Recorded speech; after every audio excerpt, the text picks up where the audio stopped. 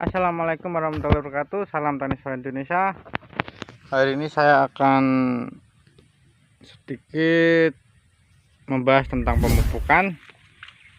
Jika kita habis memupuk seminggu, habis itu banjir ya, banyak genangan air seperti ini. Nah, apakah itu pupuknya akan lari atau tidak? Nah, itu semuanya tergantung dari piringan, dari jenis pupuk yang kita tabur, ataupun derasnya aliran air tersebut. Jika seperti yang di perkebunan saya ini, ya, insya Allah aman. Yang menguap ke air pun tidak banyak lah, tapi tetap aman. Saya yakin aman, karena sudah sering saya alami di sini selama merawat sawit ini hampir 3 tahunan. Sering saya memupuk, habis memupuk bahkan 3 hari 4 hari seperti ini, tapi reaksi perubahan waktu sebelum atau setelah memupuk tetap bagus.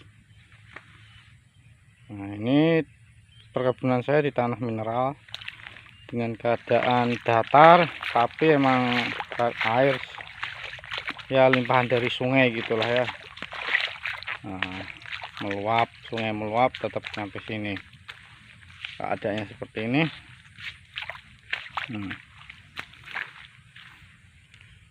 Nah, mengapa saya selalu memperhatikan masalah piringannya? Karena piringan menurut saya adalah faktor nomor 2 setelah pemupukan. Nah, seperti kemarin saya taburkan Ponska subsidi, dengan keadaannya piringannya masih ada sedikit rumput liar, itu membantu untuk memperlambat aliran air.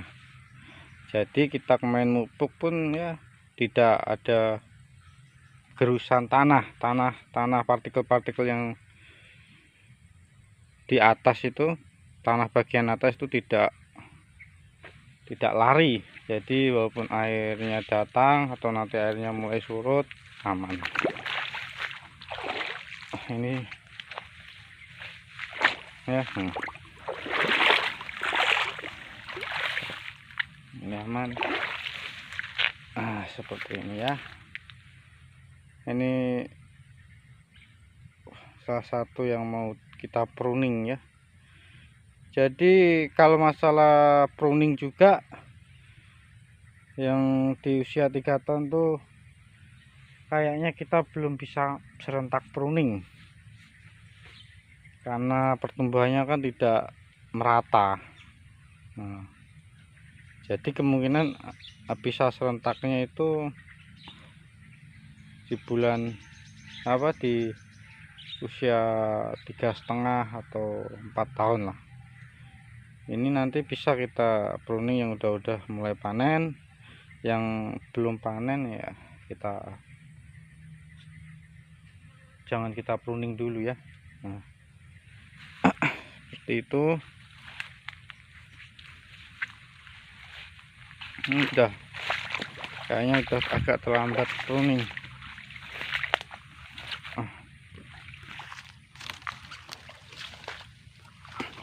Udah habis juga, tinggal 2 janjang, 2 tingkat, udah mulai untuk tingkat. Ini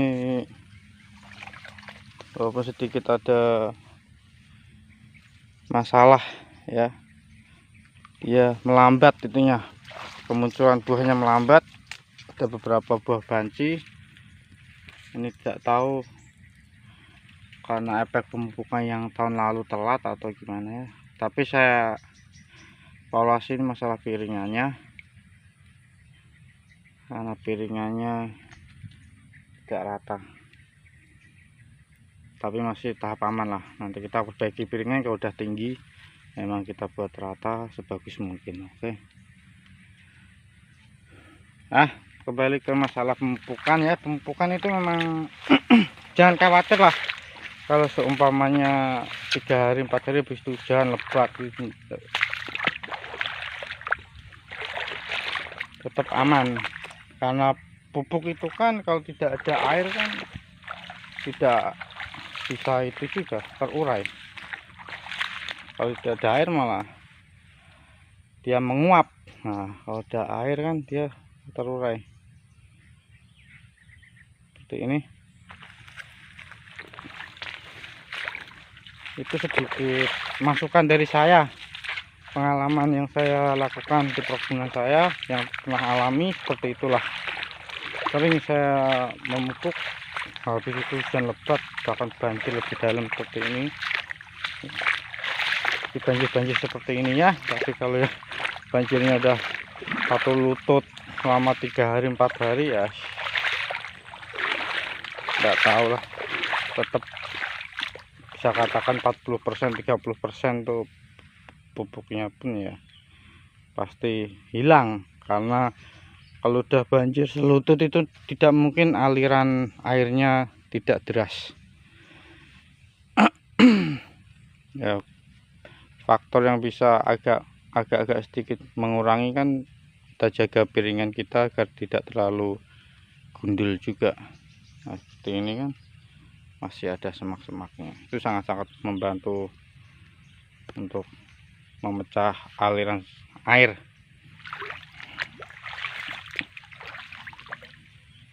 Ya seperti ini pun nanti dah mulai kita pruning, karena menurut saya bonggolnya udah cukup.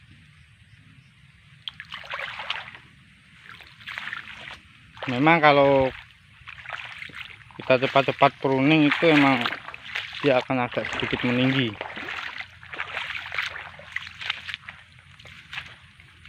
Nah seperti ini juga, ini nanti kita pruning karena bonggolnya udah termasuk besar ya. Kalau dihitung-hitung ini lebih dari 56 pelepah ya, lebih ini. Kalau kita mau menyisakan 40 berapa, 48 pelepah masih bisa. 48 pelepah kita sisakan dengan posisi buah yang paling bawah itu sekitar masih ada 2-3 janjang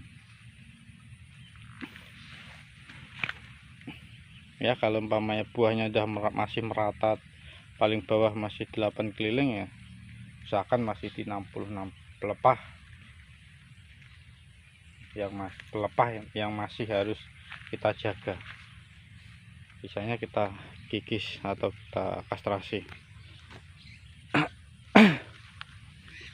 Ini saya yakin akan turun hujan lagi dan air pun pasti akan tinggi, masih akan berdatangan. Setinggi-tingginya di sini pun ya tidak nyampe 1 lutut pun 3 hari paling dah surut. Ah ini ya kebun tetangga.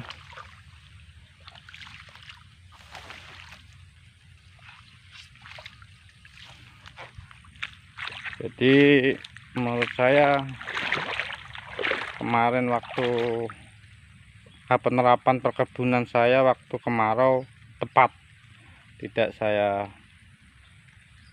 semprot habis. Tapi kalau ibaratnya kita semprot buat jalan panen dan kita lihat posisi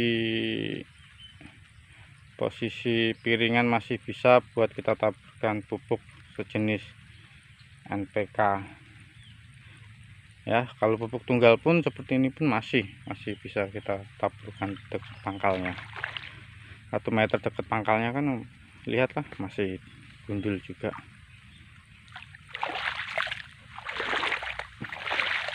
Ya jadi jangan khawatir jika emang terjadi hujan lebat dengan keadaan perkebunan seperti ini, air datang kan, banjir sementara banjir lewat gitu, insya Allah aman.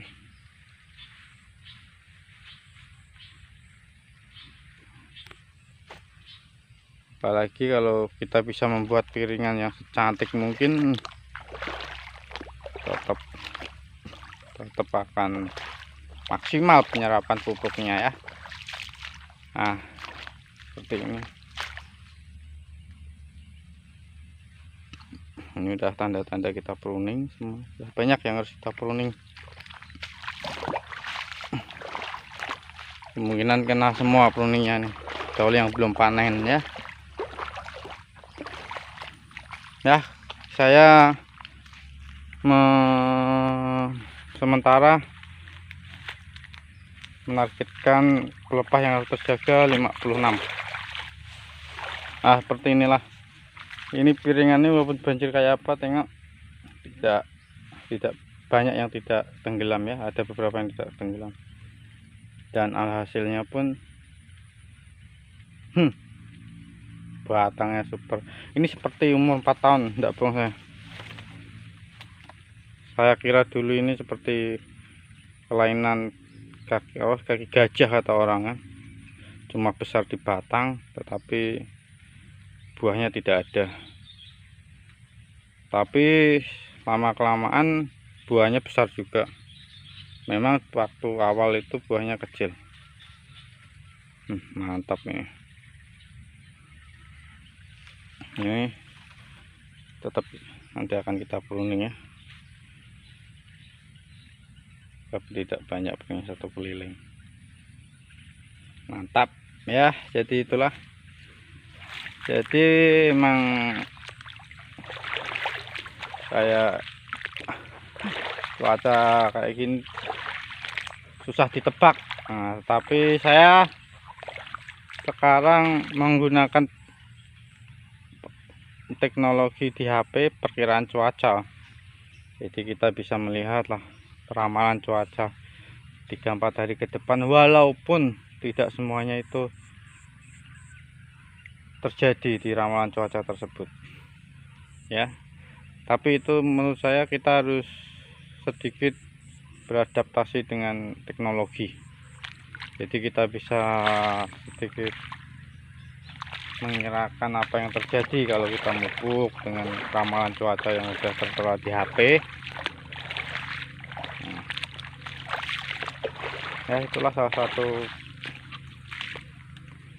cara saya agar menjaga produktivitas di perkebunan saya tetap optimal walaupun jumlahnya tidak banyak dan usianya masih baru mau 3 tahun, 2 bulan lagi 3 tahun. Tapi saya berkomitmen untuk menjaga produktivitas dan secepat mungkin bisa menghasilkan buah yang besar ya. Kalau para petani mau meminjamkan jaminannya kan tetap ya, semakin banyak hasilnya kan tetap akan bisa diterima untuk anggunan pinjaman bank. Seperti ini ya, kita putar hasil kita kan.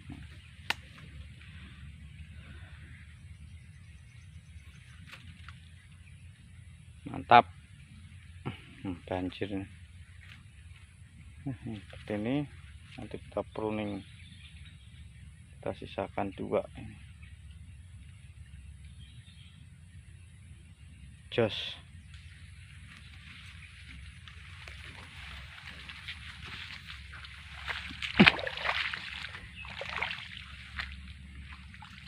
Banjir, mupuk, jangan takut, jangan galau. Sekian informasi dari saya, semoga bisa menginspirasi sedikit, masukan sedikit. Yang mau tanya-tanya bisa tinggalkan komen di bawah di kolom komentar ya. Ini sedikit cara saya membagikan pengalaman. Saya petani pemula, tidak ragu untuk menanam sawit dan belajar di kanal-kanal YouTube yang terpercaya. Alhamdulillah hasilnya ada. Sekian informasi dari saya. Assalamualaikum warahmatullahi wabarakatuh. Salam tani sawit Indonesia.